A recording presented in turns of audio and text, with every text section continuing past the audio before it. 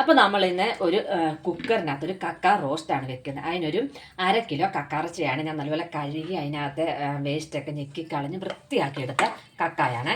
അത് നമുക്ക് നമ്മുടെ കുക്കറിലേക്ക് ഇട്ടിട്ട് അതിനാവശ്യമുള്ള ഞാൻ മുഴുത്തി ഒരു സബോള, നല്ല ഒരു മുഴുത്തി ഒരു ഇഞ്ചി കഷ്ണം, ഒരു കുടം വെളുത്തുള്ളിയുണ്ട്, 3 പച്ചമുളക്, ആവശ്യത്തിന് കരിയാപ്പല എല്ലാം ഉണ്ട്.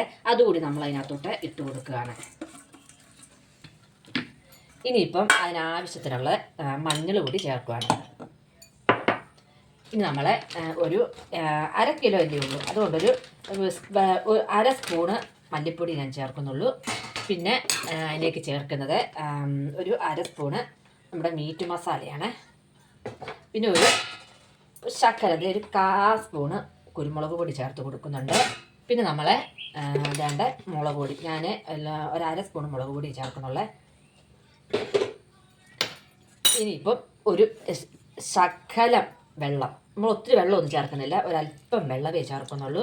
ഈ നമ്മുടെ ഈ കക്ക അടുക്കി പിടിക്കാതിരിക്കാൻ വേണ്ടിയിട്ട് മാത്രം. ഇനി നമ്മൾ ചേർക്കാൻ പോകുന്നത് അനാവശ്യത്തിനുള്ള ഉപ്പും കൂടെ ചേർത്ത് നല്ലപോലെ ഒന്ന് തിരുമ്മി ഒന്നെല്ലാം ഒന്ന് യോജിപ്പിച്ചിട്ട് നമ്മൾ വേണ്ട കുക്കറിൽ വെച്ച് ഒന്ന് 2 വിസിൽ നമുക്ക് അടുപ്പിച്ചെടുക്കാം.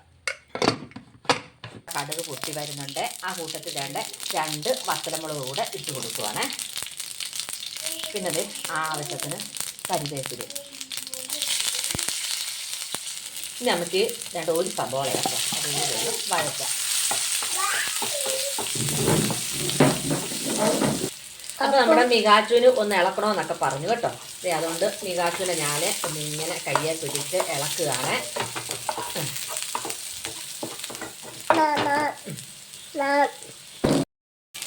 ഇനി നമ്മുടെ വേണ്ട റോസ്റ്റായ കക്ക നമ്മൾ ഇതിനകത്തോട്ട് ഇട്ട് കൊടുക്കുവാണ്. പിന്നെ തേങ്ങാക്കൊത്ത് ആവശ്യമുള്ളവർക്ക് ഇടാതെ, കാരണം തേങ്ങയുടെ വില കാരണം ഞാൻ തേങ്ങാക്കൊത്ത് ഇട്ടിട്ടില്ല കേട്ടോ. അപ്പം തേങ്ങാക്കൊത്ത് ആവശ്യമുള്ളവർക്ക് തേങ്ങാക്കൊത്ത് ഇട്ട് ചെയ്യാതെ.